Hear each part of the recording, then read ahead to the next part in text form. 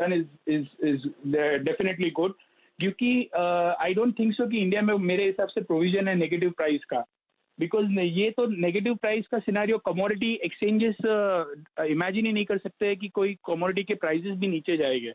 सो ये सिनारियो जो डेवलप हुआ है कल, that is very rare phenomenon. ऐसा कभी कोई कल्पना नहीं कर सकता है कि ऐसा भी हो सकता है कि $35 नीचे चला जाए. तो I think this is more of a financial, ये जो मूव हमने देखा है, that is more on the financial front rather than the actual demand supply. क्योंकि कोई कमोडिटी नेगेटिव में कैसे जा सकती है जस्ट बिकॉज लॉकडाउन चल रहा है, बट उसकी प्राइस $1 आ सकती है नेगेटिव. तो it is nothing to do with exchange and anything. और जो आपका सेकंड क्वेश्चन है, जो एक्सचेंज के पॉइंट ऑफ व्यू से, आई थिंक $1 जो उन्होंने ₹1 में सेटल किया है वो डेफिनेटली राइट है.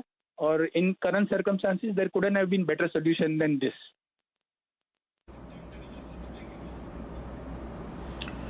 ओके कुणाल, बहुत बहुत शुक्रिया आपका इस पूरी बात को समझाने के लिए. तो ठीक है, सेटलमेंट एक पड़ाव ज़रूर है और उसके बाद हम देखेंगे क्या कुछ सुधर सकता है. देखिए इस वक्त भी आप देख रहे हैं नाइमेक्स आपको -$2 के आसपास मिल रहा है, यानी तेल के साथ साथ आपको और पैसा मिल रहा है कि आप इसको ले जाइए और स्टोर कीजिए.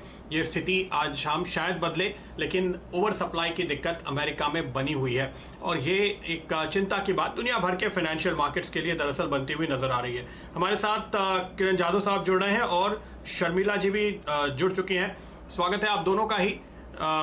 इस वक्त अगर आप नजर डालें बाजार पे तो निचले स्तरों से हमने काफी अच्छा सुधार आते हुए देखा है मार्केट में और बाजार इस समय उबरने की कोशिश कर रहा है. शर्मिला जी, कोई एक स्टॉक जो आपने इस उतार चढ़ाव के बीच अपने क्लाइंट्स को सुझाया हो, अपने फॉलोअर्स को सुझाया हो, बताइए जहां पे आप निवेश की राय देंगी.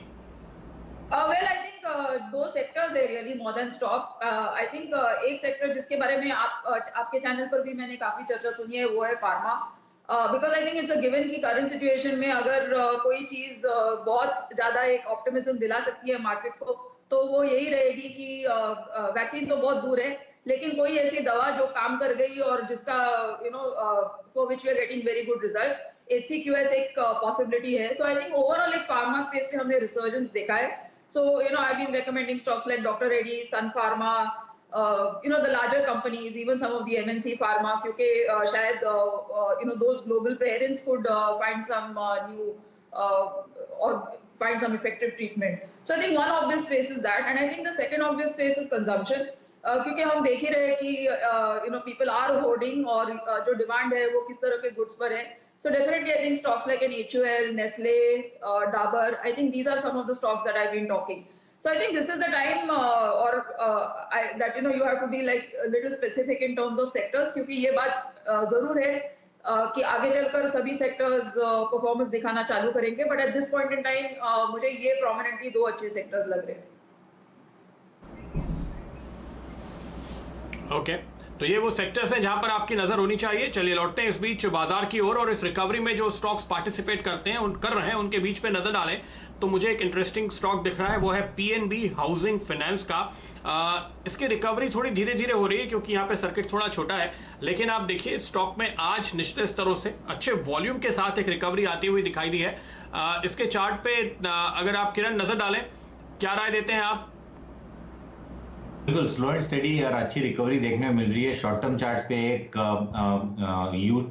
यू शेप रैली देखने को मिल रही है. मेरा मानना है कि आपका अभी स्टॉप लॉस 190 का रहना चाहिए और टारगेट्स के लिए मैं मानता हूं जो नेक्स्ट रेजिस्टेंस आ रहा है और जो इंपॉर्टेंट रेजिस्टेंस है वो है इधर से कम 10% की अपमूव अभी बाकी है और ये एक बार टेस्ट होने के बाद इस पे रिव्यू लेने की सलाह होगी. 222 पे बेचने की सलाह बिल्कुल नहीं है क्योंकि वो चार्ट डेवलप होता नजर आ रहा है. जी प्रदीप जी, आपने बहुत सही स्टॉक पकड़ा है. जितनी अंडर वैल्यूएशन आपको PNB हाउसिंग में दिखेगी, कम स्टॉक्स ऐसे हैं जो इसकी बराबरी करें. आप देखिए फिलहाल जो आपके सामने PE चल रहा है वो सिर्फ 2.6 का है PNB हाउसिंग पर. और ये अगर आप पिछले एक साल का वैल्यूएशन ट्रैक रिकॉर्ड देखें तो ये बिल्कुल ऑलमोस्ट न्यूनतम लेवल पर है. 7 का मीडियन PE है और मैक्सिमम PE हमने देखा था लगभग 12.8 का. प्राइस टू बुक 1 से कम है 0.4 और median price to book PNB housing में आपको दिखेगा लगभग 101. तो ये बहुत ही अंडर वैल्यूड स्टॉक है। और इसके साथ साथ एक और स्टॉक जो इसका साथ देता है, फिलहाल तो इसमें आपको 10% सर्किट लगता हुआ दिख रहा है, माफ़ कीजिए 5%, ये है GIC हाउसिंग फाइनेंस। यहाँ पर आप देखिए दिन का न्यूनतम लेवल जो था वो आपके सामने था लगभग 70 रुपये 10 पैसे, और स्टॉक अब बिल्कुल लाल निशान की तरफ से हटकर अब हरे निशान की तरफ बढ़ता हुआ दिख रहा है। तो यहाँ का प्राइस मूवमेंट अच्छा है। पिछले 7-8 दिनों से मैं इसमें बहुत डिलीवरी पैटर्न्स पढ़ रहा हूँ और बेहतरीन प्राइस एक्शन और वॉल्यूम आपको आता हुआ दिख रहा है। किरण जी, आपके लिए GIC हाउसिंग, जैसे ही प्रदीप जी ने बात करी PNB हाउसिंग की, GIC आपको हरे निशान में वापस आता हुआ दिख रहा है। 75 रुपये फिलहाल आपके सामने।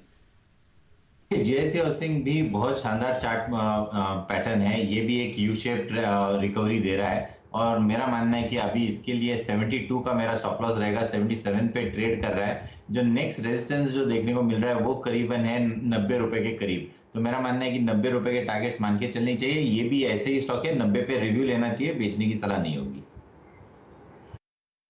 जी प्रदीप जी, अगर आप GIC हाउसिंग को देखें, ये बिल्कुल PNB हाउसिंग से भी अंडर वैल्यूड स्टॉक है। यहाँ पर आप देखिए जो आपको PE दिखेगा वो लगभग दिखेगा 5.4, प्राइस टू बुक 0.3 है और बहुत ज़बरदस्त प्राइस एक्शन और वॉल्यूम आपको डिलीवरी स्टैटिस्टिक्स में दिखेगा। शाम के सत्र की तरफ लगभग 70 से 75% डिलीवरी आपको GIC हाउसिंग फाइनेंस में बढ़ती हुई दिख रही है। वैल्यूएशन अगर आप 10 साल का देखें तो मीडियन PE 8.6 है, इसका PE 5.4 और प्राइस टू बुक मीडियन 1.3 है, 0.3। तो 2-3 स्टॉक्स बहुत ज़बरदस्त तरीके से आपने पकड़े हैं। यहाँ पर मेरे ख्याल से 5% का ही सर्किट आपको GIC हाउसिंग फाइनेंस पर भी लगता हुआ दिखेगा। प्रदीप जी। जी हाँ, और यही एक थोड़ी सी दिक्कत की बात आपको नजर आती है, लेकिन 225 रुपए की बुक वैल्यू है और स्टॉक आज आपको 78 रुपए पे मिल रहा है, तो आप अंदाजा लगा सकते हैं। क्या आप ये कह रहे हैं कि बाकी का NPA हो जाएगा? ऐसा तो बिल्कुल नहीं है। GIC हाउसिंग फाइनेंस में इनफैक्ट हाउसिंग फाइनेंस सेक्टर में ही आपको बहुत लिमिटेड NPA नजर आते हैं। तो इस तरह का वैल्यूएशन, इस तरह का डीप डिस्काउंट बुक वैल्यू के सामने आप शायद एक्सेप्ट कर सकते हैं PSU बैंक्स में, जहां पे बहुत बड़े बड़े NPA हैं, लेकिन यहाँ पर ये जस्टिफाई नहीं होता। तो बाजार की चाल की वजह से ये आप देख रहे हैं। अब इसकी डिविडेंड यील्ड आपको तकरीबन 7% की मिल रही है, जो कि शायद आपको किसी बैंक में FD रखने से भी शायद आज की तारीख में ना मिले। एक और स्टॉक जिसके ऊपर मेरी नज़र है और अभी अभी एक अपडेट हमारी रिसर्च टीम की ओर से आ रहा है, वो है पॉलीकैब, जिसने दमन और हालोल के अपने प्लांट शुरू किए हैं। ये खबर सामने आती हुई, और इस स्टॉक पे अगर आप नज़र डालें तो अच्छा साहब स्क्रीन पर लेकर आएगा। इस स्टॉक पे किरण एक बार नज़र डालें, बहुत ही ज़बरदस्त आउट परफॉर्मिंग स्टॉक रहा है ये। देखिए पॉलीकैब में एक अच्छा बेस से प्रदीप जी ये स्टॉक निकल रहा है, तो ये एक अच्छी बात है। मेरा मानना है कि 718-19 का एक अच्छा बेस है। जब तक इसके ऊपर है तब तक कोई दिक्कत वाली बात नहीं है। आपका 715 का स्टॉप लॉस रखना चाहिए। और मेरा मानना है कि ये जो नेक्स्ट रेजिस्टेंस है छोटा सा है, 776, ये पहला पड़ाव रहेगा। इसके ऊपर की क्लोजिंग इस स्टॉक को करीबन आपको 900 तक ले जा सकते करते हैं। आपने जो 776 कहा है, मुझे लगता है बिल्कुल उस लेवल को छूने की तैयारी में तो ये अभी नजर आ रहा है। और ये स्टॉक काफी तगड़े आउट परफॉर्मेंस दिखाने के बाद फिलहाल थोड़े से करेक्शन के मूड में आया, और आज यहाँ पर इस वक्त जब हम बात कर रहे हैं तो आपको एक जबरदस्त चाल बनती हुई नजर आ रही है। तो आपने कहा 776, जिस तरह से इसकी रफ्तार है, बस वो लेवल करीब आने वाले हैं। किरण जी की कॉल ये है कि इसके ऊपर इसको बंद होना चाहिए।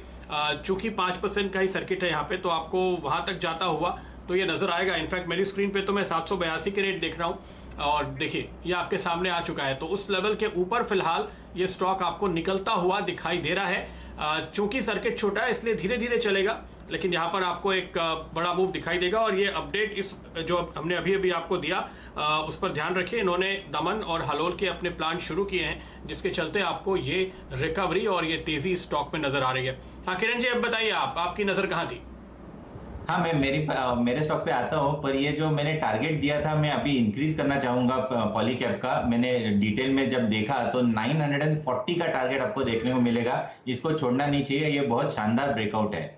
अभी मेरे स्टॉक पे बेचना है बजाज फाइनेंस, 2100 का बहुत इंपॉर्टेंट सपोर्ट तोड़ दिया है इसने, और ये बहुत अहमियत वाला है। मुझे लगता है कि आज का ये लोअर सर्किट आज लग जाएगा, और जिस तरीके से ये ब्रेकडाउन हुआ है, मेरा मानना है कि ये स्टॉक करीबन 2000 लेवल्स का आपको सवेरे देखने को मिल जाना चाहिए। चार्ट पैटर्न काफी खराब हो चुका है। जिस तरीके से हमने पूरे कंसोलिडेशन में देखा गया 2100 का लेवल टूटा नहीं था, अच्छे खासे वॉल्यूम से टूट गया है। तो मेरा मानना है कि इधर एक एग्रेसिव होकर शॉर्ट पोजीशन लेके चलना चाहिए। आपको टारगेट्स 2000 के कल तक देखने को मिलेंगे, आज लोअर सर्किट तो देखने को मिलेगा ही मिलेगा।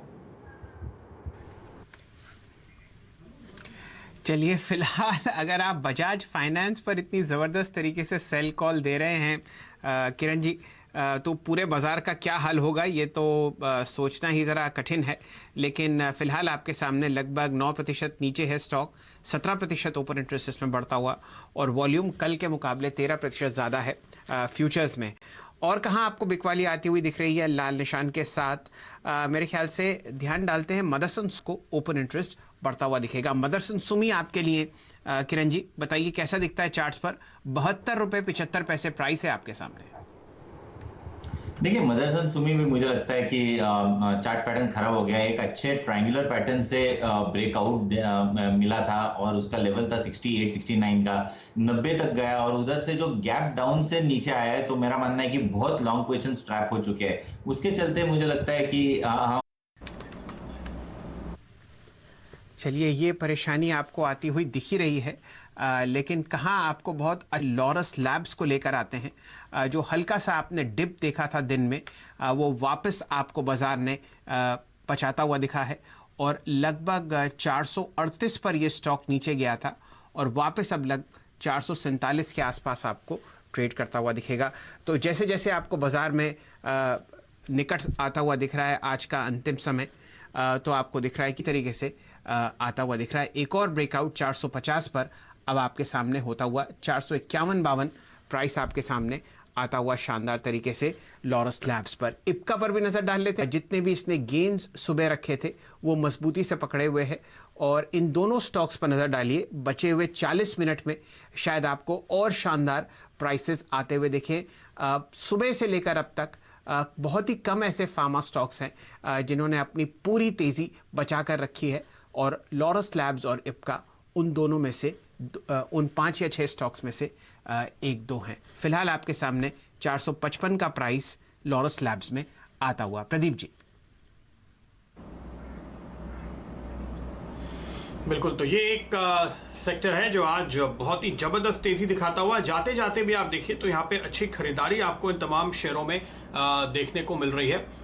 इस बीच हमारी टिकट टीम बता रही है कि ICICI बैंक ने क्लैरिफिकेशन दिया है, जो हमने कल एक खबर आपको कल दी थी इनफैक्ट, कि ICICI अपनी तरफ से जो कोशिश कर रहा है वो ये कि ये जो टैंकर उन्होंने फाइनेंस कर रखा है वो उसको कब्जे में लेने की कोशिश कर रहे हैं ताकि उससे रिकवरी की जा सके।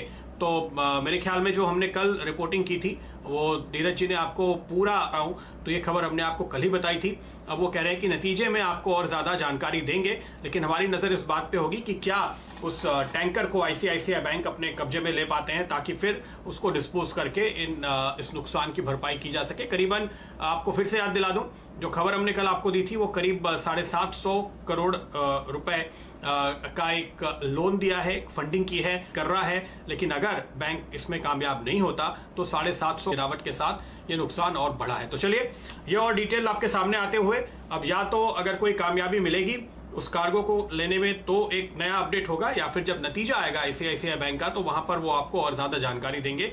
ये एक खबर फिलहाल बैंक की ओर से सामने आती हुई। लौटते हैं फिलहाल बाजार की तरफ, नजर डालते हैं कुछ और स्टॉक्स पे जहां पे आप जाते जाते आज खरीदारी का मूड बनते हुए देख रहे हैं। मेरी नजर में इस वक्त जो स्टॉक आ रहा है वो है CESC लिमिटेड, क्योंकि इस स्टॉक में अगर आप देखें तो दिन के निचले स्तरों से जो करीब 573 के थे 25 से 28 रुपए की रिकवरी देखने को मिली है। CESC का स्टॉक डायरेक्टर साहब लेकर आएगा। आज इस वक्त ये जिस लेवल पर चल, तो ये 1.5 महीने का एक उच्चतम स्तर होगा इस स्टॉक में।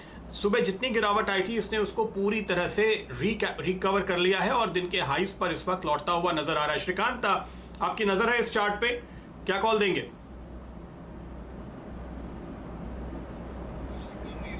ओ, श्रीकांत हमारे साथ नहीं है। किरण बताइए, आप क्या कहेंगे? प्रदीप जी, स्टॉक का नाम प्लीज। सॉरी।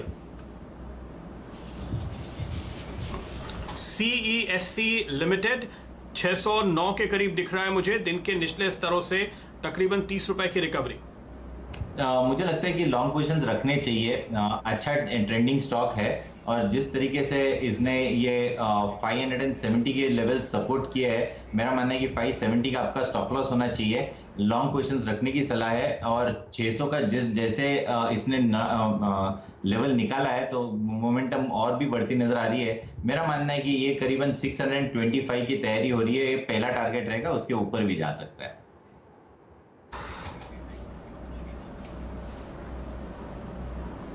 स्टॉक पकड़ा है। काफ़ी समय से मैं इस पर ध्यान दे रहा था। वॉल्यूम पैटर्न्स बहुत शानदार हैं। ये चीपेस्ट पावर स्टॉक आपको मिलेगा जितना भी आपको प्राइवेट सेक्टर यूनिवर्स दिख रहा है एनटीपीसी के अलावा। तो आप देखिए सिर्फ 6 के पीई पर ये स्टॉक चल रहा है और अगर आप इसमें डिलीवरी पैटर्न्स पकड़ें तो बहुत ज़बरदस्त तरीके से इसमें एक्यूमुलेशन आपको आता हुआ दिखेगा। लगभग 8,000 करोड़ की इसमें मार्केट कैपिटलाइजेशन है और अगर आप इसमें टॉप लाइन देखें पिछले 12 महीने की तो इसमें लगभग 11,000 करोड़ की टॉप लाइन आपने आती हुई देखी है। नेट प्रॉफिट है लगभग 1274। तो ये शानदार स्टॉक है जहां पर आप बहुत अच्छा एक्यूमुलेशन आते हुए देख रहे हैं। वॉल्यूम और प्राइस एक्शन आपके सामने आज तो साथ है ही है, लेकिन अगर आप पिछले 5-7 दिन का ट्रेडिंग पैटर्न देखें तो आपको दिखेगा कि डिलीवरी स्टैटिस्टिक्स जो है वो आपको ये बताती हैं कि ऑन एवरेज लगभग 25% डिलीवरी आपको उठती हुई दिखेगी पिछले 30 दिन में और आजकल यही परसेंटेज आपको बढ़ती हुई दिख रही है लगभग 1,60,000 शेयर। तो ये वो स्टॉक्स हैं जो आपके पोर्टफोलियो में शायद कुछ हिस्सा रख सकते हैं अगर आप पावर सेक्टर में इंटरेस्टेड हैं। एक जरा आपको ब्रेकआउट बहुत अच्छी तरीके से आता हुआ दिख रहा है, वो है डिक्सन टेक्नोलॉजीज। बाजार हल्का सा आपको बढ़ता हुआ दिखेगा। 4,064 प्राइस आपके सामने है और स्टॉक लगातार अपने 3 दिन के हाई की तरफ अग्रसर है जो है 4,058। तो अगर आपको वो टूटता हुआ दिखता है तो यहाँ पर आपको बहुत अच्छा प्राइस पैटर्न आता हुआ दिखेगा। आपके लिए किरण जी प्रस्तुत है डिक्सन टेक्नोलॉजीज। 52,700 शेयर की वॉल्यूम आपके सामने और अब ये ब्रेकआउट बहुत शानदार तरीके से चलता हुआ।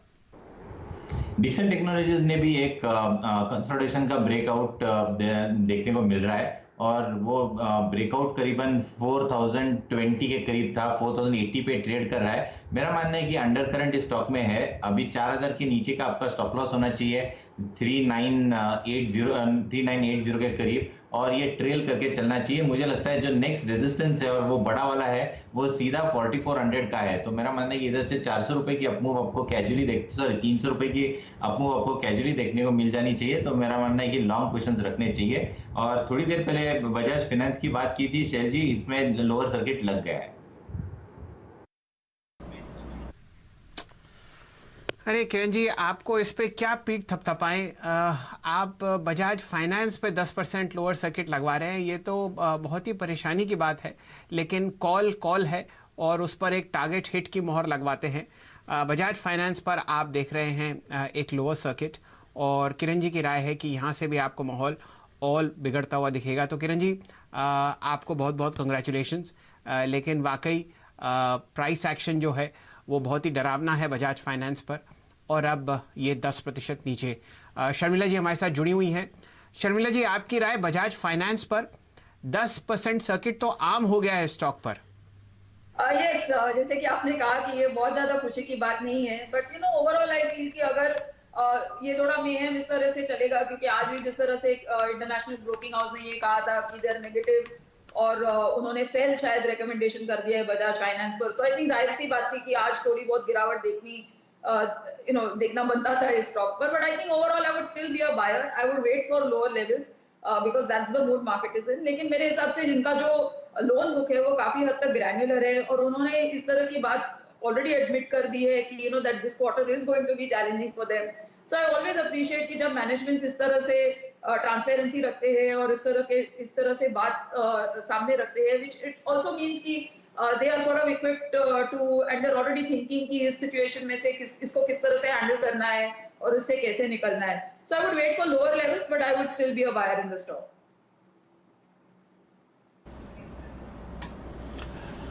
बिल्कुल, तो ये स्टॉक का आप देखिए बजाज फाइनेंस आज जो गिरावट आ रही है ये यूबीएस की रिपोर्ट का असर है, जहां पे तमाम एनबीएफसीज को उन्होंने डाउनग्रेड किया है, जिनमें बजाज फाइनेंस भी शामिल है और यहां 1600 के टारगेट उन्होंने सामने रखे हैं। और फिलहाल आपने यहां पर जो नुकसान बढ़ते हुए देखा है वो किरण जी की कॉल का असर है, जहां उन्होंने कहा था कि बस इसमें सर्किट आज लग ही जाएगा, तो आप 10% नीचे के लेवल आते हुए देख रहे हैं। नतीजों का मौसम है, लेकिन हमारे सामने कल तो कोई ऐसा खास नतीजा नहीं है, लेकिन ऑटो सेक्टर जहां पे आपने बहुत ही जबरदस्त तेजी देखी है पिछले कुछ दिनों में, बावजूद इसके कि एक भी गाड़ी बिक नहीं रही है, लेकिन वैल्यूएशन के लिहाज से ये सेक्टर काफी सस्ता हो गया है। इस बात पर हमने काफी तगड़ी खरीदारी देखी ऑटो और ऑटो एंसिलरी कंपनी में, और आपने ढेरों मुनाफा भी कमाया। अब नतीजे कैसे आएंगे इसके, इस सेक्टर पर वो पूरी रिसर्च तैयार की है मेरे सहयोगी सुमित मेहरोत्रा ने। चलते सीधे उनके पास। सुमित, बताइए क्या उम्मीद कर रहे हैं? देखिए, आज मेरे पास जो लिस्ट है उसमें कोई भी ऐसा नंबर नहीं है जो बहुत अच्छा हो, या तो बहुत खराब है या कम खराब है या बहुत ही कम खराब है, लेकिन खराब सारे ही नंबर आने वाले हैं। एक अनुमान ये लगाया जा रहा है तमाम ब्रोकरेज की तरफ से। दो तीन चीज़ें हैं। पहली चीज़, जो लॉकडाउन का लास्ट पार्ट था जो बहुत इंपॉर्टेंट था, क्योंकि उसमें नवरात्रे आने वाले थे, उसके अंदर गुड्डी पड़वा था, तो इन सब चीज़ों की वजह से एक अच्छी डिमांड की उम्मीद लगाई जाई थी ऑटो में, और वो नहीं आ पाई। इस वजह से वॉल्यूम तो डेंट होता हुआ दिखाई पड़ेगा ही, और जो एक रिवाइवल आ रहा था वो वापस अब हॉल्ट होता हुआ या कमज़ोर पड़ता हुआ दिखाई पड़ा।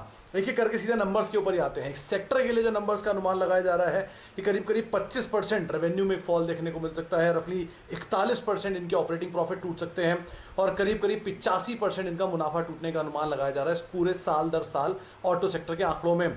इसमें सबसे खराब नंबर जो आने वाले हैं उसमें भारत फोर्ज का नाम सबसे ऊपर, और आज काफ़ी टूटा हुआ भी है। 43% रेवेन्यू गिरने का अनुमान है, 60% ऑपरेटिंग मुनाफा, और 70% इनके मुनाफे में एक डेंट का अनुमान लगाया जा रहा है। मदरसन दूसरा नाम है, 13% रेवेन्यू का फॉल, 11% ऑपरेटिंग मुनाफा, और 60% के आसपास पैट में गिरावट की उम्मीद लगाई जा रही है।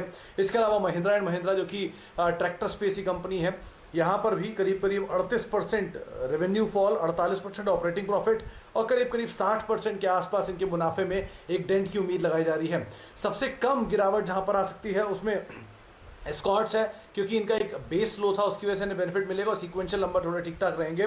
12% इनके रेवेन्यू में डेंट है, 8% इनका ऑपरेटिंग मुनाफा गिरेगा, और मुनाफा सिर्फ 0.5% गिरने का अनुमान लगाया जा रहा है। और बजाज ऑटो एक और ऐसा नाम है जहाँ पे 0.5% के आसपास इनके मुनाफे में एक गिरावट देखने को मिल सकती है। सेलेक्टिव कंपनीज हैं जिनके सीक्वेंशियल नंबर बेटर होंगे, उसमें एक बॉश आता है और एक इंड्योरेंस टेक आता है। बाकी सभी नंबर्स के अंदर YOY और Q-on-Q वीकनेस ही देखने को मिल सकती है।